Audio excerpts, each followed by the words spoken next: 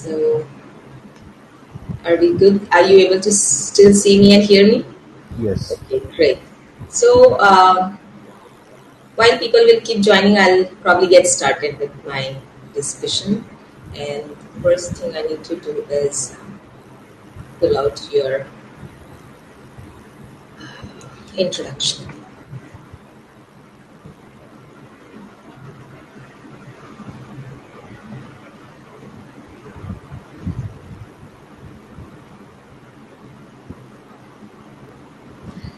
Hello and welcome everyone to this session of Decoding Indian Budget Financial Year 21-22 for SDGs with the very renowned Dr. Nilanjan Ghosh, and he's the director of Observer Research Foundation at Calcutta. And I'm going to very quickly read out a brief background of his for all of us to relate better with his abilities. So Dr. Nilanjan Ghosh is Director, Observer Research Foundation, Kolkata. His previous positions at various points in time include Senior Fellow and Head of Economics at ORF Calcutta, Senior Vice President and Chief Economist at MCX Limited in India, in Mumbai, and Professor of Econometrics at the Terry School of Advanced Studies in New Delhi. He's also been a visiting fellow at Linnaeus University, Sweden, in 2008 and 2015. Okay. And beyond that, he has also been he has visited Uppsala University, Sweden, and MIT and Stanford Universities in the US at various points in times. One of the leading ecological economists and development analysts of South Asia, he is considered a pioneer in the application of neoclassical and heterodox economics in water governance. A natural resource economist and econometrician by training, Dr. Ghosh obtained his PhD from the IIM Calcutta and certification in water diplomacy from the Harvard University MIT Tufts University House program on the subject. His research interests also include international trade and financial markets viewed through the lens of the development discourse. Till recently, Dr. Ghosh advised WWF India for setting up their ecological economics practice.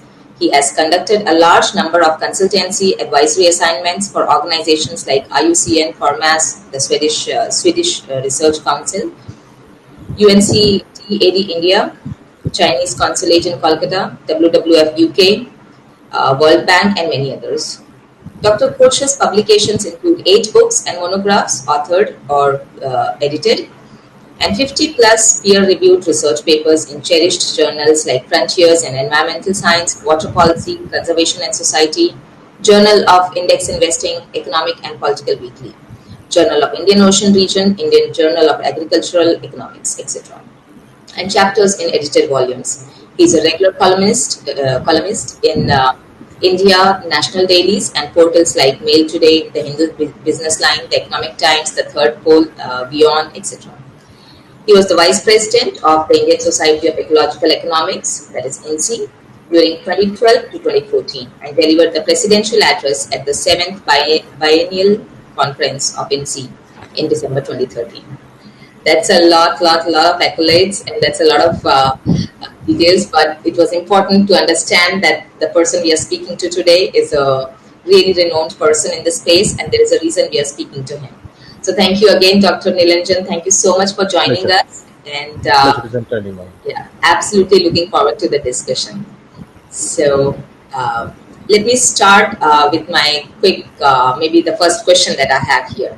So I was looking through, since I'm also in this space of sustainability, and I was working on Decoding Indian Budget that was presented this year by Ms. Nirmala Sitharaman for how do we map it with the SDGs. And I came across quite a few of your write-ups, Dr. Nilanjan, and one of them actually said, where you have very categorically mentioned, that the FM's statements create the expectations that possibly the Indian policy-making framework has matured beyond its age-old reductionist way of looking merely at the growth numbers as the absolute indicator of development, and in true sense is moving towards comprehensively defining development in terms of the various sustainable development goals.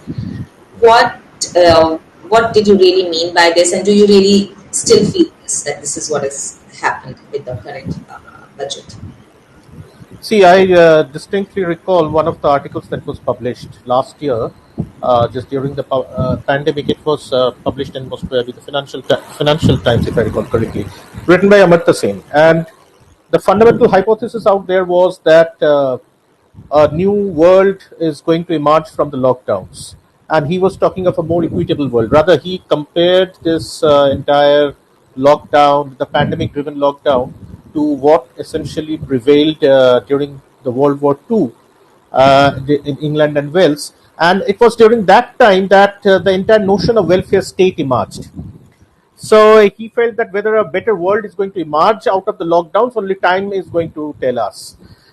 The fact remains that as far as the Indian social sector is concerned, especially if you talk about the downtrodden and others, we have seen a host of. I mean, it was the skeletons were out of the closet, especially during the lockdowns. When you look at the situation with the migrant laborers and eventually people thrown out of jobs, the poverty ratios, unemployment. So all these parameters, the negative parameters were on the rise. Now the fact remains that the response at this point in time has to be something of that like a welfare state. The response also needs to be what we call the Keynesian response. The government, as an economist, we often use the term Keynesian because the government has to come up heavily and has to boost consumption on the one hand by putting in more money in people's hands. On the other hand, they have to create enabling processes and institutions to creating a better distribution system. Now, if you look at last year's budget, I mean, not 21-22, the 2021 budget, but prior to that, the 2020 budget, that also talked of various parameters. Parameters in the sense it was hardly a budget which essentially talked about, they used the term growth, but they were also stressing a lot of things which were enabling the concern of equity and distribution. Whether that has happened over time or that could have happened had the pandemic not happened, that is completely a different question altogether.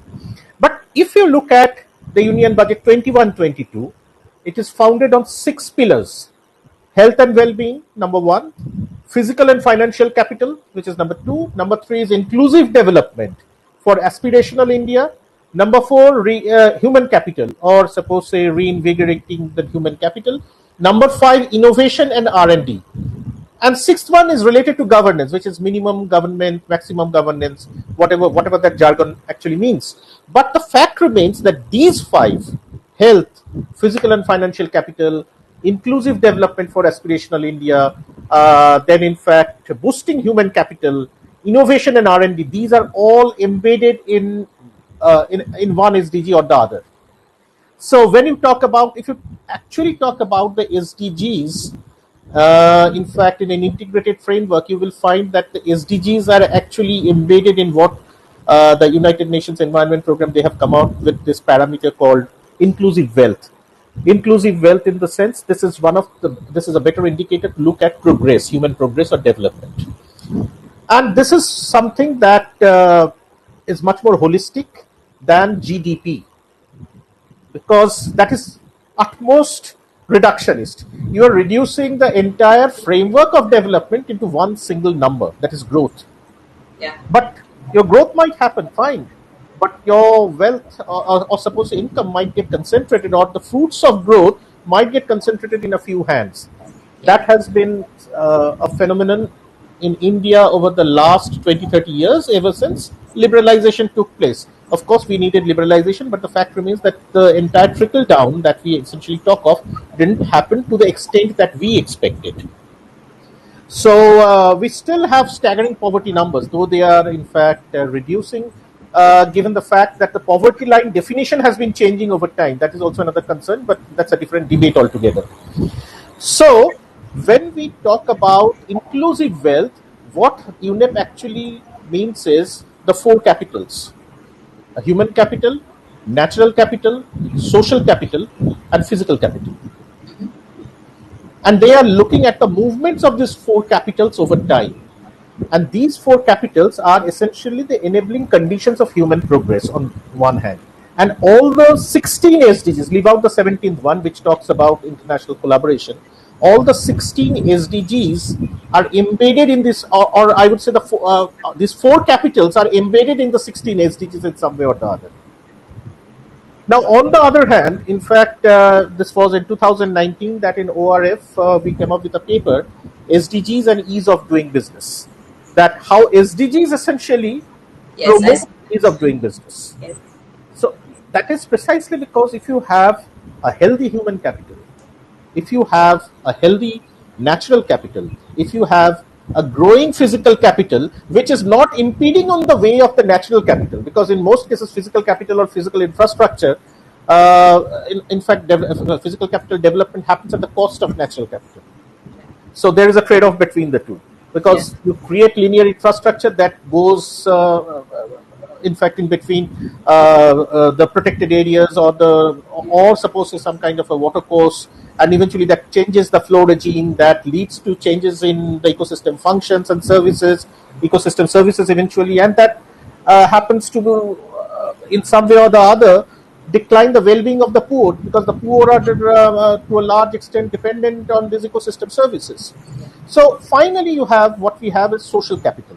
This is also extremely critical. Social capital is social values, institutions, relations, and other things. So if we essentially look at the SDGs, essentially SDG is the correct reflection of what UNEP defines as inclusive wealth. Absolutely. Absolutely. Yeah. So when I'm looking at these five indicators, you find that it talks about physical capital, physical infrastructure, and other things. That is why, in fact, physical and financial capital. It talks about human capital in the form of health and well-being. In Yeah. totality, it talks about education. The new education policy, of course, there is quite a bit of debate going on whether that is correct or not. But there is, in some way or the other, there is some kind of a light on that. Yeah. Then it talks about inclusive development. So that is the equity concern in the entire developmental discourse. So whether the policies are correct or not, that's a different question altogether. But the fact remains that there is a vision towards it. Yeah. So this has been my argument that this is clearly some kind of a paradigm shift from the ways we have been looking at uh, development, I would say. Yeah. No, absolutely, Dr. Nilanjan. I'm 100% with you on these factors, that at least there is an effort. When I look at, see, we are not going to be lucky enough to be right the very first time. Certainly, there is a lot of evolution which is going to happen, and we are going to evolve in terms of how we approach these factors. But certainly, the fact that we are considering them is a good enough sign to start with. And while we were having this discussion, you probably answered my question about the previous budget also, about the having overlooking the short term for the long term. So that's already answered. And my first question that, of course, that you're looking at the budget and you feel that there is a consideration for SDGs. But and you've already explained a lot of the factors, the 6 pillars, and the ways they have been mapped to 16 SDGs in different ways. And I believe the 17th one, which we are leaving apart, is this partnership one. So we are just keeping it away. So for anybody who's on the audience and thinks that there are 17 goals, yes, there are 17, but we are talking about the rest 16 other than the partnership one. And so my next question that our discussion brings us to is, which are the key SDGs that you think really got highlighted, or at least there was significant attention paid? Of course, we paid attention to all of them. Because the report that I was creating, I was going there SDG SDG by SDG, and I saw that I could actually map a lot of actions to each of the SDGs. But in your view, how do you see that which ones really got some genuine and a lot of funds, because funds is a very critical aspect of investing into SDGs. And so which are the ones that got a lot of attention, and which are the ones which maybe we could have done better and paid more attention to? Before I come to your question, let me just create a bit of a background on how do we essentially look at or how the entire discourse of SDGs should be looked at. Yeah. Now, the first and foremost thing is that the SDGs have become not only the cornerstone of global governance, but governance at all levels, whether at the global level or suppose even the most micro level of an institutional governance setup. And Yeah. that is how it should be. Now, this brings me back to the idiom that I often keep on using, in fact, in most of my writings, that the challenge of governance needs to be construed as the challenge of reconciling between what I call the irreconcilable trinity of equity, efficiency, and sustainability. There was a point in time when, in fact, you're talking about GDP growth, double-digit growth figures, and a host of other things, but that is a completely efficiency concern. Correct. Your equity concern comes when you talk about the distribution. Now, the fact remains that you can have double-digit growth, but you can also put across this equity concern by having the right kind of distribution, which essentially Amartya Sen has been talking of in Yeah. his very recent article in the Financial Times. But this can come at the cost of sustainability. So this becomes irreconcilable at times because you are talking about growth, and growth comes at the cost of nature. At the cost, there is a social cost. Resources. So how do you essentially reconcile between the three? And this is what, in fact, development economist Mohan Munna Singh, who was also the Deputy Director General of IPCC, he delineated this as the discourse of sustainomics. And the 17 or 16 of the 17 SDGs, I'm not talking of the 17th one essentially because that's a completely different ball game altogether. But let's talk of the 16 SDGs. They essentially acknowledge this irreconcilable trinity: equity, efficiency, and sustainability in one framework. So you're talking about innovation, you're talking about R&D industry, you're talking about growth. It's not that SDGs are against growth. SDGs are definitely, you have to have growth, but at the same time, it is emphasizing on human capital, it is emphasizing on social capital, which essentially helps the cause of our human well-being. On the other hand, it keeps on emphasizing on nature. And more importantly, it keeps on emphasizing on the threat element. One of the biggest threat elements happens to be, which it takes into consideration, is climate change. That's why it talks about climate action. So in this, the attack of the pandemic of the level of COVID-19 at the global scale not merely comes in the way of the SDGs, but in fact calls for a rethinking of the timeline in its entirety. That is also one thing that one has to think of. Now, from the perspectives of SDG 8, which talks about decent work and economic growth, and SDG 9, which is industry, innovation, and infrastructure, so far what we have noted is, at least in the short term, the impacts as far as our economy is concerned has been worrisome. It's not only for the Indian economy, but the global economy as a whole. Yeah. So it becomes more so because one very critical factor to promote SDG 8 is human capital. And that took a massive beating during the pandemic. The same goes for SDG 9. Now, the budget, some way or the other, has attempted to create newer forms of institution to combat with this crisis phase. And just as suppose you talk about health, quite a bit of a huge amount of initiatives have been taken, not only from the perspective of the budget, but our health, as far as we can see. This is quite visible on what is being done as far as the health is concerned. But on the other hand, if you talk about innovation, there are quite a few of the newer initiatives that have come. I don't know the implementability of it. The implementability is a different issue altogether, different ball game altogether, because in many cases it has so happened over the last few years that there is a budgeted allocation which has not been used. That has happened for education, as far as our higher education budget is concerned. That has happened even for, as far as our last year's Ministry of Environment and Forests budget allocation is concerned. But what we find is that the National Research Foundation, New Space Initiatives, Deep Ocean Mission, these are some very significant initiatives. Now, already, as far as the service sector is concerned, a large part of it has been moving to the digital world, thereby creating virtual workspaces, replacing the physical workstations. Moreover, the world is already witnessing a heavy reliance on digital connectivity, way away from the goals of physical connectivity. Yeah. Of course, physical connectivity is important. That is why, in fact, the FM has also emphasized on physical capital. And this is also going to be very, very important as far as eastern part of India is concerned, mostly because in order to fulfill the Act East policy on the one hand, and if suppose say the eastern states, maybe in fact the northeast, or suppose the city of Kolkata has to become in some way or other the growth driver of the entire Bay of Bengal initiative, that is the BIMSTEC region. So these are very critical elements. But having said that, whereas a host of initiatives, a host of emphasis has been placed on health, on human capital, I'm not really convinced with the climate action element. Okay. At the outset, there has been a decline in the overall allocation for the Environment Yes. Ministry. The Yes. more critical element out here goes for adaptation under climate change. And let me give you an example.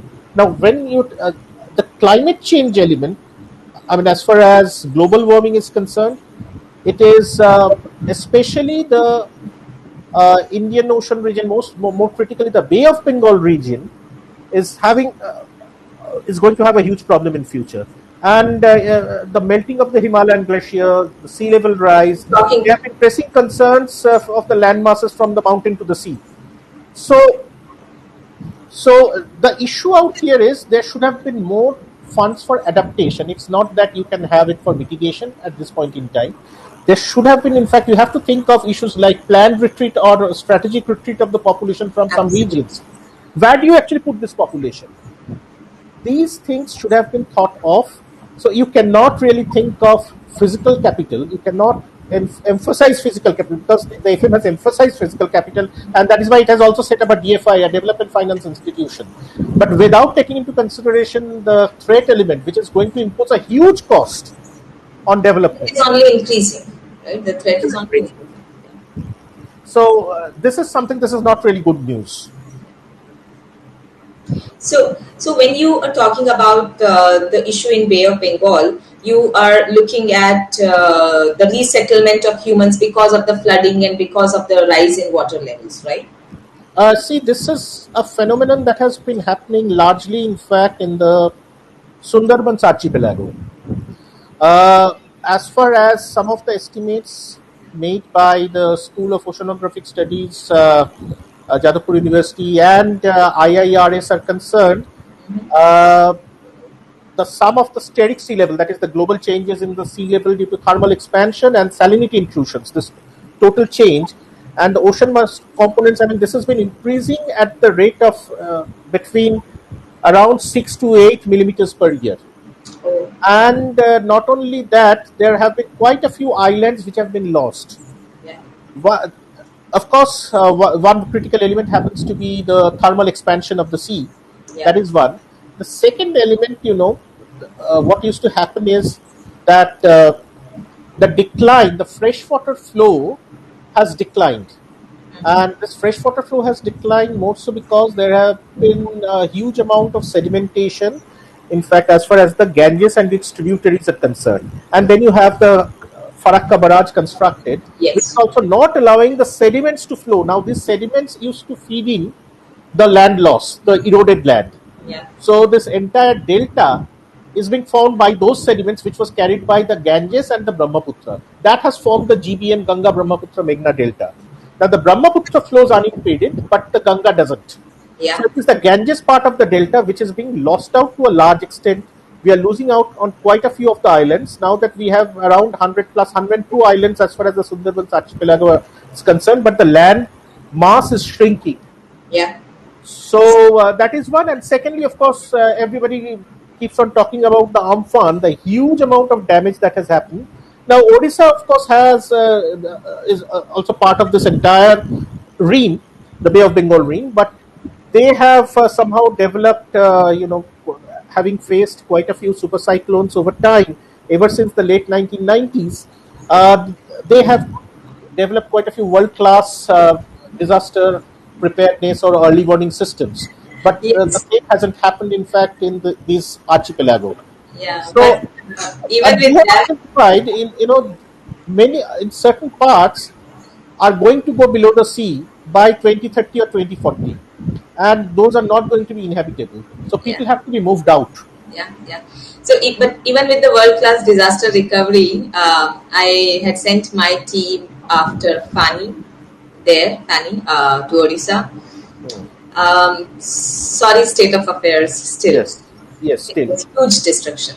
So, and it was only very recent. So, anyways, that's a huge topic of discussion in Huge itself. topic of discussion, and what has happened is even out there you cannot make people stay in the vulnerable regions. Yeah, yeah, Despite everything, the early warning systems I mean, very lately, in fact, they're developing because has faced a lot, yes, and that is why, in fact, they are learning fast. yeah. But But your yeah, solid state of affairs are always going to be there till the time you realize that you cannot make people stay in those parts of the world. absolutely, and that is something that India is certainly facing with Orissa and with other coastal regions, Yes. and it's a global issue, like a big issue of resettlement, of human resettlement. Not just, I mean, one is certainly the rising water level, and there is the level of violence which has increased for various other reasons.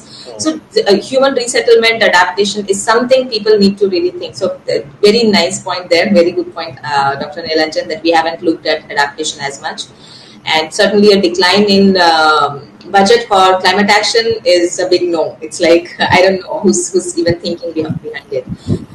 But a quick, I would say, like I don't want to say it like a jargon, but a quick observation. Do you believe that this current budget that came in, and because like you again said that we have in fact allocated budget to a lot of SDGs. There are a lot of initiatives planned. There is a lot of budget allocation done. How that will be implemented is a secondary question, but yes, there are a lot of plans made. But when I try to look at the way the initiatives have been put in together, would you like to say that the key lever, or the key driver here could be SDG 8 and 9, or both, or either of them, and because of them the jobs are going to get created, roads are going to be built, or there's a lot of action, a lot of focus on these two SDGs, and basis which other SDGs would be driven, or this is a misconception? Uh, no, this is not a misconception. Frankly speaking, this is not a misconception because SDG 8 and 9 are essentially the growth oriented Yeah, SDGs. So, industry, innovation, infrastructure. 8 is decent work and economic growth. So, naturally, this is growth is something that somehow these numbers attract the mass.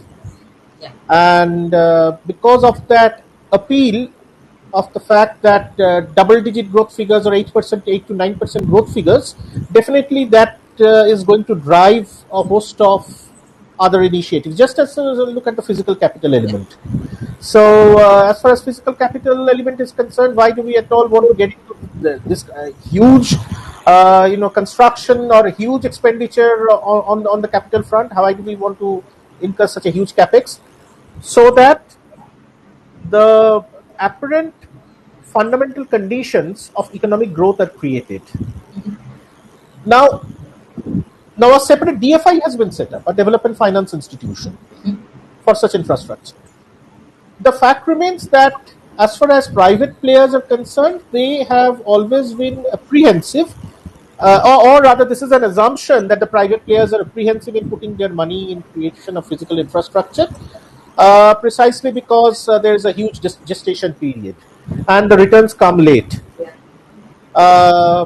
Though, in fact, this I don't know to what extent this assumption is valid today, but anyway, this creation of the DFI is a good call.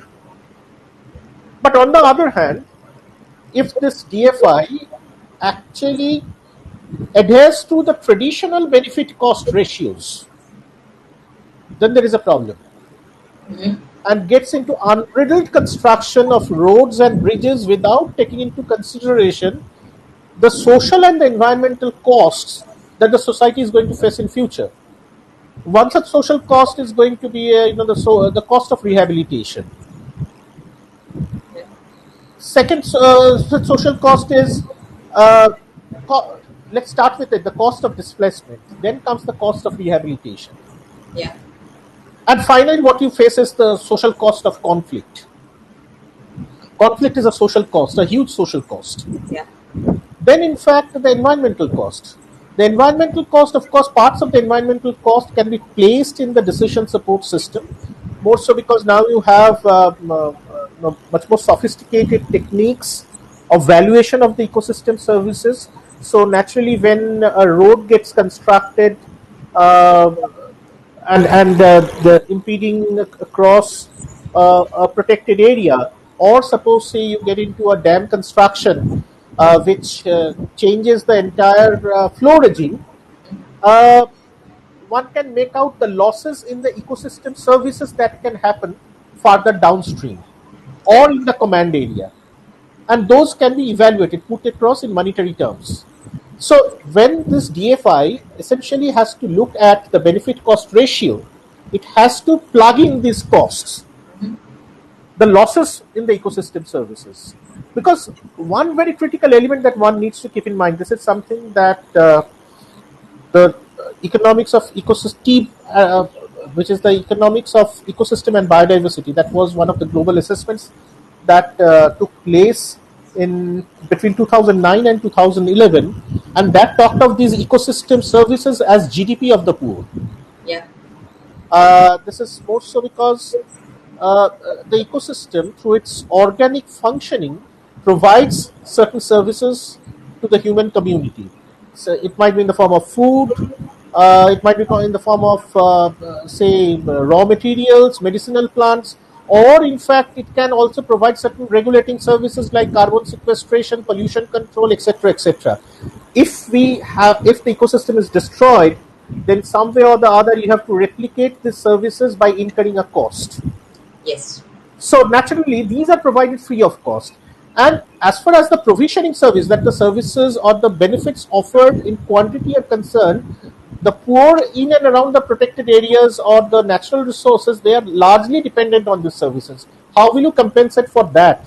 Because see, in some of our analysis, because lately also we have been doing a few of these valuation exercises of the ecosystem services, what we find is that whatever these communities in and around the forests or in and around the wetland or in and around, maybe in fact residing around a river basin, as far as the poor are concerned, what they earn from the economic activities is minuscule as compared to what they earn from the ecosystem when those are evaluated. So I have essentially devised an index called the ecosystem dependency index, which is Okay. the ratio of the income of the community, income of a household, the value of the ecosystem service and the income of the household. And if in many cases this ratio has exceeded one, that means they get more from the ecosystem than what they get from the formal economy. That means if an infrastructure project essentially destroys that ecosystem, then the poor gets bereft of that ecosystem service. And then the government or the DFI or some agency, or even if it's a private agency, they have to compensate the community not by a job or anything else, but with whatever means, by essentially paying an amount which is much more than what they're getting from the economy itself. Absolutely, absolutely, Dr. Nilanjan. And to the point, it's. I think it's not development if it is not sustainable. Like you said, that if you're going to keep developing without compensating, without helping people continue having their cost of living and at least being able to survive in the way they were able to, and the kind of benefits they're getting from the ecosystem. Unless we are able to do that, we are actually headed towards a burnout. We Right. are not headed towards a development. And to that point, Dr. Nilanjan, with all the budget allocation and all the focus on SDGs, and now we understand there are so many initiatives. Uh, like a couple of examples that we mentioned in last few minutes. One was, for example, the new education policy, NEP 2020. Then there is the discussion on not, for example, any of the healthcare benefits that we are coming up with new initiatives and new innovations. Do you think that our current policy frameworks, even with the new evolving one, Hmm. are they set up in such a way that they could, in their current form, help these initiatives? Or do you think that yes, these initiatives are there, but the government needs to do more in terms of the policies to implement? And in my next question, I'll probably talk about one specific policy, but, which is more about the startups and SMBs that we were talking. But right now, more in terms of the nation and overall budget and overall SDGs, do you think that the policy framework is sufficient? If not, what should they do? The See, government. one interesting thing that the government has done, I really appreciate Niti Aayog's initiatives on this front, especially from the perspective of looking at things through the lens of competitive federalism. And there are at least two, three indices that they have developed. One, of course, happens to be from the DPIIT perspective, they have been trying to get into the ease of doing business. But Yeah. Niti Aayog has developed the SDG index. We have also developed an SDG index, which we claim to be better than that of the DPIIT. Given I have to stop you here for a second, Nilanjan, and we'll go back to the policy discussion. I saw your SDGs index, and I see the SDG India Index that Niti Aayog comes up with. I had to ask you this. If you want, you can just talk about it a little later, but I definitely want to hear how is it different from what Niti Aayog is doing. See, what Niti Aayog did was, of course, the issues are much more technical out here. Why we are claiming this as superior is because this has superior. This is Data? superior statistics. First Yeah. of all, Niti Aayog essentially gave equal weights to all the goals. Okay. Our indices are based on around 72 or 73 indicators, much higher than, or rather 80 indicators. I just can't recall, but number of indicators that we have considered are much more than what Niti Aayog has taken into consideration. Second is that Niti Aayog gave equal weights to all the goals, but our weights are based on statistical weightages on the basis of principal component analysis. At the very first shot, Niti Aayog didn't take into consideration one of the very, very important components, that was climate action. Yeah. So, and we There are many, yeah, there are many indicators that have been very, I don't know for what reason, but they've been easily dropped off for the lack of data, for the lack of understanding, but it's been dropped uh, off. so actually we started it almost simultaneously. We didn't know that Niti Aayog was developing it at that point in time. Okay. But later on, but they published it earlier than us, a month earlier, or 1 or 2 months earlier than us.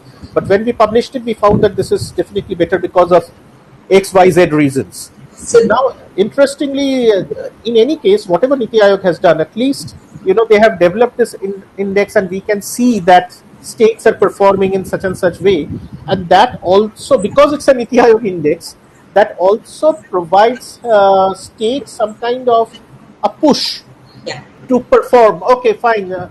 We are not here. We are at number 14. yeah, We have to move up to number 5, yeah, maybe over the next 2 to 3 years or 5 years.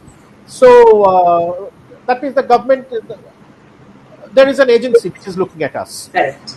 So that is one. So this entire framework of competitive federalism is something that I would laud, more so because this provides an impetus to the states to perform better. Niti Aayog has also devised that index on water. Though Yeah, in fact, I also have my reservations with that index because it's mostly based on demand side indicators rather than without taking into consideration any of the supply side indicators. So anyway, those are different issues, but this is a good initiative yeah, from that perspective. Uh, the other thing is ease of doing business. Now, the DPIIT, of course, has been calculating that, but ease of doing business, here also there is a problem with the way, in fact, we have been looking at ease of doing business. This is not really the way of looking at it because it is not a reflection of the ground reality. All the indices that they are looking at are more at a policy level. So maybe, in fact, they are not taking into consideration the cost of doing business. The yeah, actual cost of doing business occurs on the ground. What yeah, is the amount of red tapeism? Is there something like quote unquote tolabaji happening in the system? These are yeah, ground realities.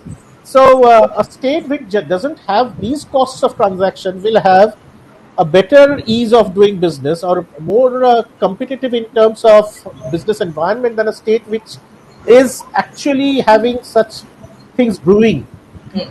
So now, National University of Singapore Asian Competitiveness Institute, they developed another EODB, ease of doing business, by challenging the DPIIT and the World Bank EODB, ease of doing business index. So that is, of course, a much more sound, whether from a technical point of view or even from a practical point of view, because that is a better reflection of, seem to be a better reflection of the reality, with Real. some of the ranks changing altogether. And when, interestingly, why I also felt was, when I did some kind of a correlation as also a causal analysis with my uh, SDG index and the ease of doing business index developed by Asian Competitiveness Institute of Singapore, I found that it is the SDGs which are promoting business competitiveness. Absolutely. Yes. So this is true. This is a proven thing Yeah. through a statistical regression analysis, through an econometric analysis. And but when I'm doing that with respect to the one developed by DPIIT, I don't find any causal relation between the two. Okay. Okay. So maybe that is the kind of report we should publish more, and especially for the business in India, like that, to carry forward the discussion. Uh, I've seen that large organizations, globally also, and very peculiarly in India, are focusing on sustainability for multiple reasons. They are driven by compliances. They are heavily exposed to the use of natural resources and GHG emissions and a lot of deforestation. So there are tons of labor laws and compliances that they have to follow, which to do business in India, which makes them look at CSR also, which makes them look at sustainability also. And also, these organizations a lot of times have very mature CEOs and visionary C-suite executives who understand the value of sustainability. So it's not always about compliance. Sometimes when I look at the scale of their work, I feel that they didn't have to do this for compliance, but they're doing it for the real spirit of sustainability.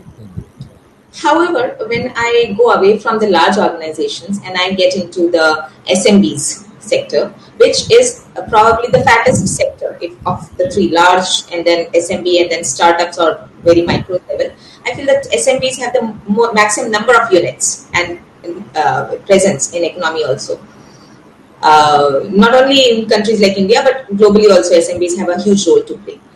And I feel that these small and medium businesses are totally missing from the landscape of sustainability. They have either they are not aware, or if they are aware, then they don't have funds, or they somehow finding a reason to not do it. At the same time, I sometimes feel that yes, maybe they do not have the right understanding to do it in a cost effective way. They look at it as an expense. So what is your view on how could we actually, what's the state as per your perspective with respect to startups and SMBs in sustainability, and how could we really improve it without really always looking at compliances only? And if compliances is the way to go, then maybe. On the one hand, see, SMBs are very important from the perspective of employment generation, Yeah. as also, in fact, from the perspective of boosting what we call one of the critical drivers of growth, that is consumption. Yeah. Uh, on the other hand, in fact, the problem with SMBs is that they don't have a very long planning horizon.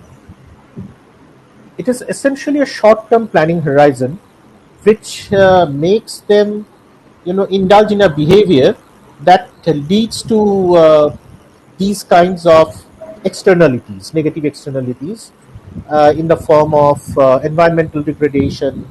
Just as suppose, let's talk about the leather industry of Kanpur, or suppose say other SMBs, maybe in fact the jute industry belt out here over the Ganges, in fact lower down the Ganga in West Bengal and farther down in Bangladesh.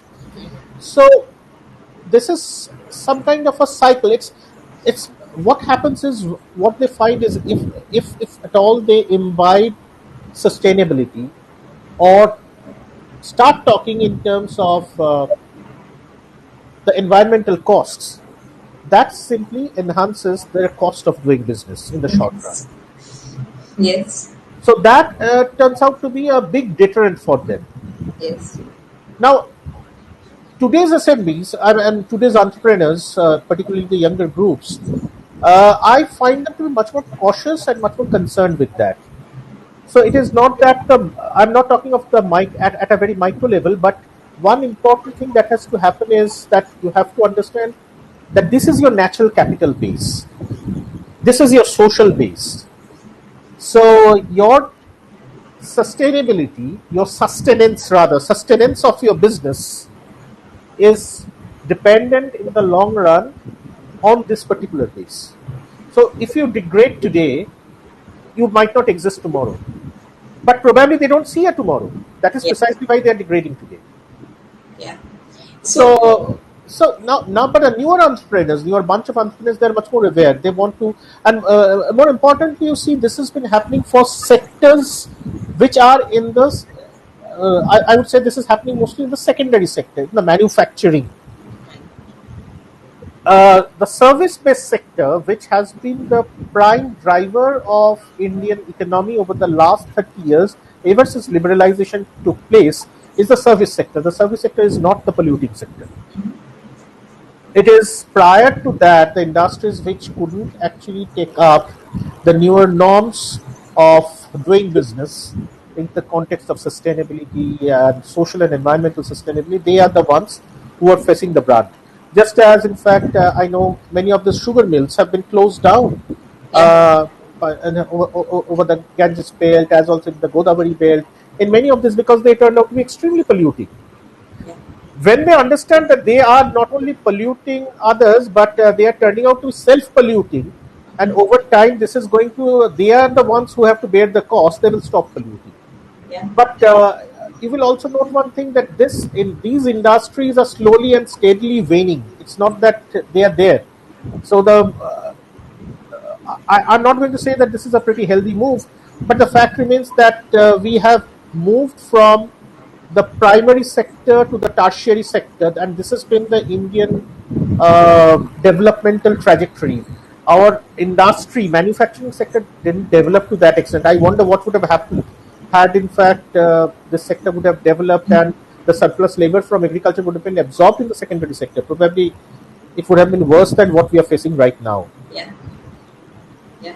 No, absolutely, Dr. Nilanjan. What I also wanted to probably add to that was growth comes at a cost. So you can't just look at, like you said, linear growth and just believe that it's going to happen with. And whether it is an SMB with a short-term vision or it's a startup, a new age startup which has a founder who has a vision and who understands the seriousness of the natural resources base, the social base, and understands that this is our natural capital and we have to conserve it, we have to keep it in a way where the future generation can use. How can we really bring this awareness to them? For example, in the coastal regions, there are so many IT companies there, whether it is Odisha, whether it is Bengal. There are so many services companies also there. Now, while they may not be directly generating a lot of carbon, while they may not be directly responsible for the ice melt and the raising water levels, but they are definitely the ones who are going to be directly impacted. On a day when Mumbai has floods, or any city of India, Chennai has a dry day, or I mean, it's not dry day, but a dry land. Day zero.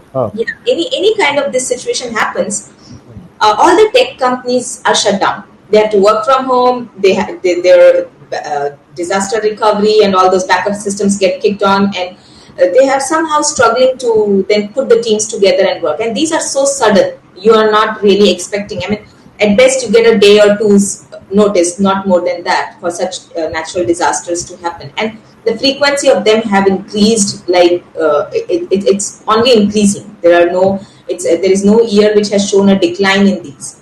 And with that happening to the best of the cities, where, for example, globally, if you're talking of Venice, which is a huge tourist spot, it was flooding last month. It had the worst floods, and now the water level has gone lower than normal. They can't run their boats in the canals because they don't have enough water. Now, considering the situation like this, which has extreme impact on businesses of all nature, how can we really make these businesses understand that the ecosystem is, the stability of ecosystem is very important for their business, even in short term, to be very honest? See, it's only the awareness that can essentially. I mean, that is precisely why you have to have your bottom lines attached to the SDGs, to the Sustainable Development Yeah, yeah. issues, goals. And one very important notion that Michael Porter and Kramer came up with is the shared value creation, CSV. So, of course, CSV is something where essentially you are creating value not only for your own organization, but for the value chain all across. So that is why, in fact, they put across the examples of IKEA or Nestle, who, as far as Nestle is concerned, they in fact go to the primary producers, Yeah. train them on soil management and how to do sustainable soil management, Yeah. take care of the education of their children, so that they also turn out to be, in some way or the other, promoting to the broader cause of sustainability. And at the same time, they build up the human capital element in that fashion in order to sustain the natural capital. Absolutely. And So, more importantly, large companies or the large corporates are playing this role globally, but how essentially the small companies would look at it, that is the big question. So it depends mostly on the entrepreneur itself, the concerned person who has to think of that his or her bottom line in some way or the other is linked to the nature. yeah, It is today, embedded in the nature itself, yeah, and there is just no escape from that. So that is why sustainability has to be imbibed as a business strategy. It is not something which is external to your business. absolutely, absolutely. I keep promoting that people shouldn't look at sustainability as CSR. That I No, somehow made 100 rupees of profit and then I went and gave away 2 rupees to somebody in the name of CSR. That is not sustainability. no, not How at I made those 100 rupees is so critical and important. And I need to optimize and adopt sustainability in that process, entire business process, value chain and distribution channel, entire end-to-end value chain. How I have made those 100 rupees is important, just as. exactly, and that is going to help the sustenance of your business. Yeah, I'm not barely talking about that whether you are promoting social sustainability. I'm talking of business sustainability, sheer business sustainability. So and yeah, you change your planning horizon. First and foremost lesson for the businesses, for small and medium businesses, is that change your planning horizon from 2 to 3 years to 10 years. Then you can feel the difference, and you will find that right now, if you're changing it, you will find that probably your business as usual ways of doing business is simply not sustainable in 10 years. yeah. If you want to be there, in fact, after 10 years, you have to change your entire business trajectory, business doing trajectory. Absolutely. No, I think you gave me so many good inputs that having Pleasure is sustainability as a business strategy, and one is that, and definitely looking at building shared value creation, and thirdly, looking at a 10-year horizon, at least a longer horizon than what you're looking at right now. So you will get to see that what's the future like. And just today, I was looking at Mastercard. Mastercard has linked their executives, the C-level executives, incentives to how much they're contributing in the organization's ability to achieve these SDGs. So the more you contribute or facilitate the contribution towards SDGs from the organization, the better you are getting the incentive, which is, I think, was a great step. Yeah. definitely. With that, Dr. Nilanjan, thank you so much. And I am looking forward to have more such discussions with you. I think I really want to have further discussions on how we can actually bring sustainability and approach to sustainable development to startups and SMBs. And maybe we'll have a discussion soon again. But thank you so much for your presence and all the insights you've given. Pleasure is entirely mine. Thank you. Thanks for inviting me. Thank you so much.